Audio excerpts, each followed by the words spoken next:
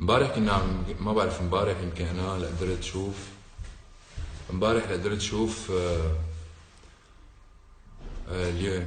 امبارح ولا اليوم؟ امبارح يمكن هو نزل، بس انا اليوم اللي قدرت اشوفه آه، فيديو لمحافظ حما هو ماسك المجرمين الغشاشين اللي حاططهم ومطلعهم تطليعة الارهابيين او تطليعة المجرمين او تطليعة و يعني سيادة المحافظ حبيبي، انت ابعد واحد بيحكي عن الفساد وعن مكافحته وعن مكافحة الغش وعن مكافحة هي القصص كلها، لانه انت ومحافظين سوريا كلكم ابعد شيء عن هذا الموضوع، وكلكم حرامية وكلنا بنعرفكم.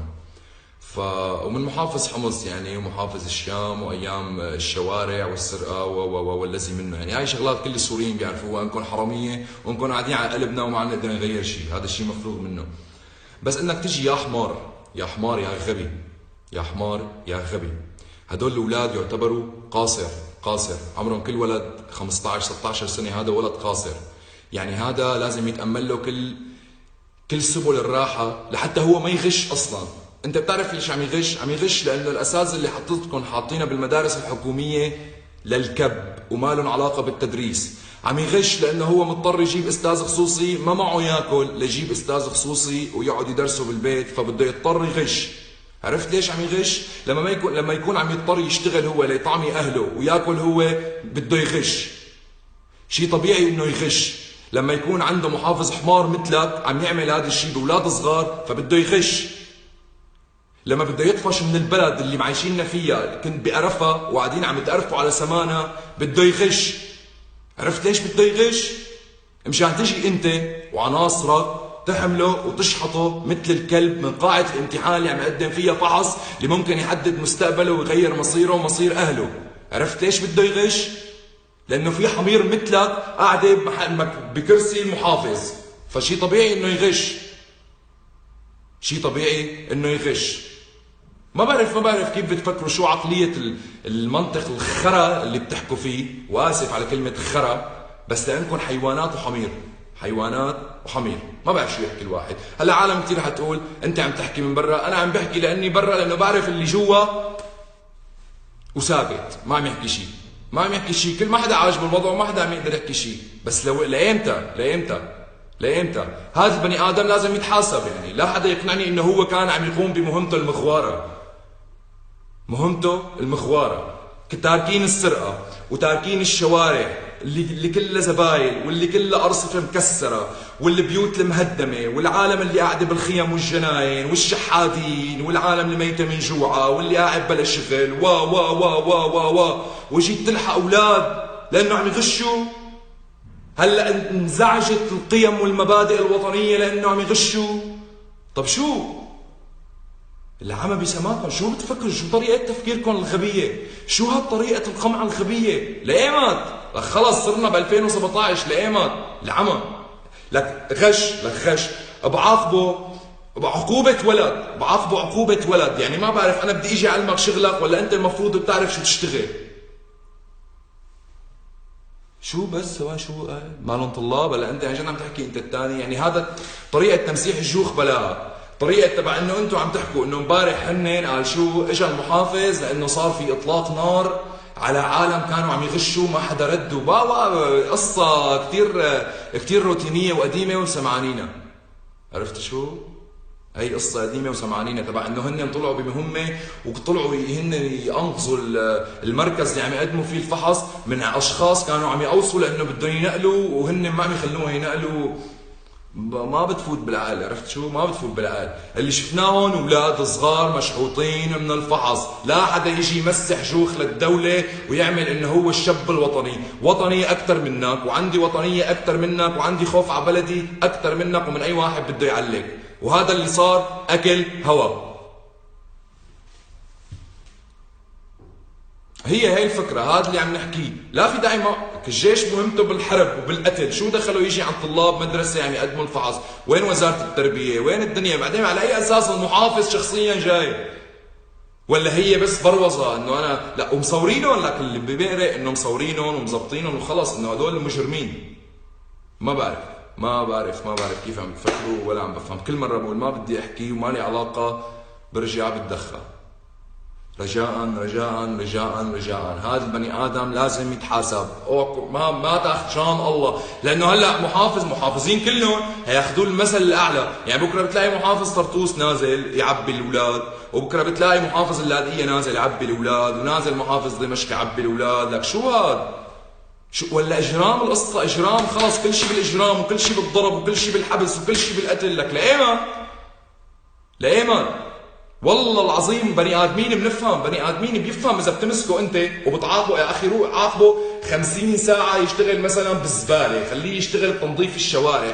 عقوبه ولد، عقوبه طفل، عقوبه طفل تحت السن القانوني، تحت السن القانوني، صف تاسع. لك لو اخذ بكالوريا كنا بنقول في عالم كبير عم تقدم، اوكي، بس اخذ اولاد شو؟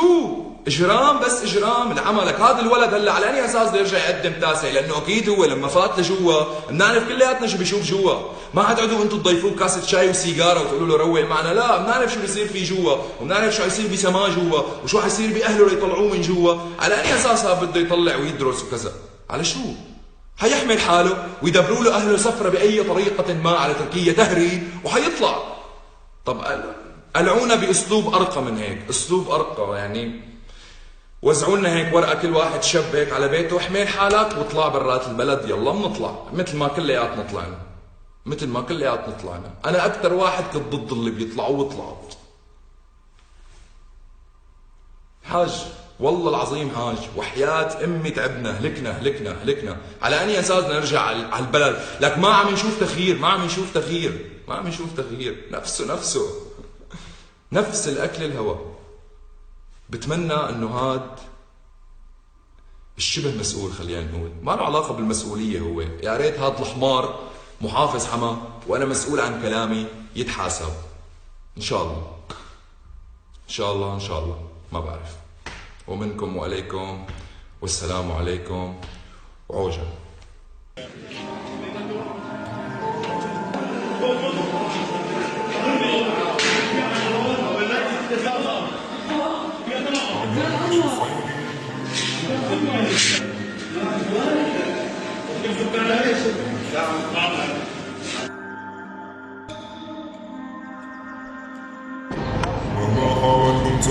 قرب يا استاذ.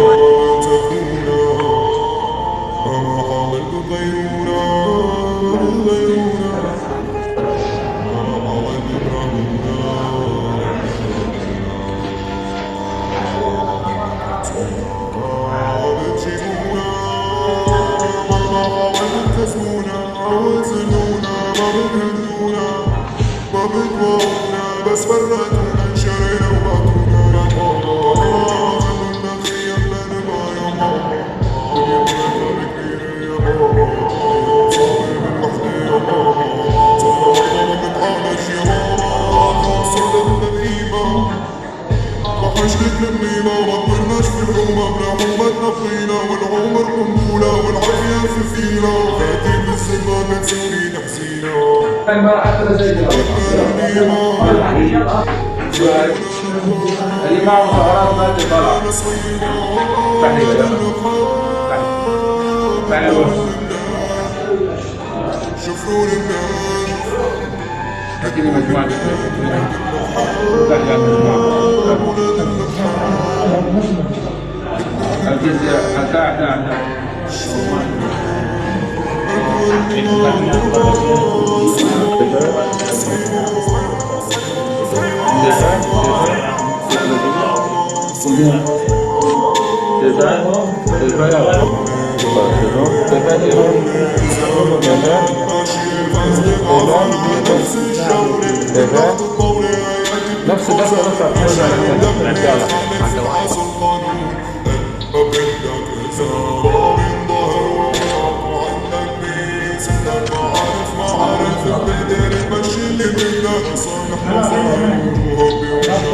اللي عنده بيطالع لي هلا والله ما راح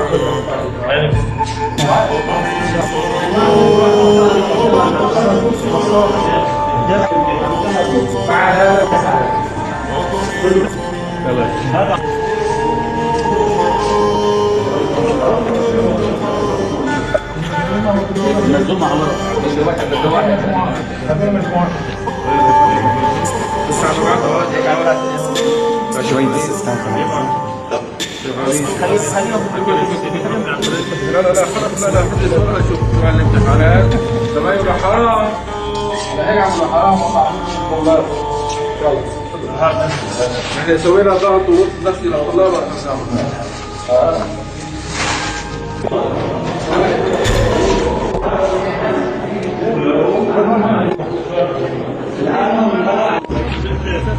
التعليمات ممنوع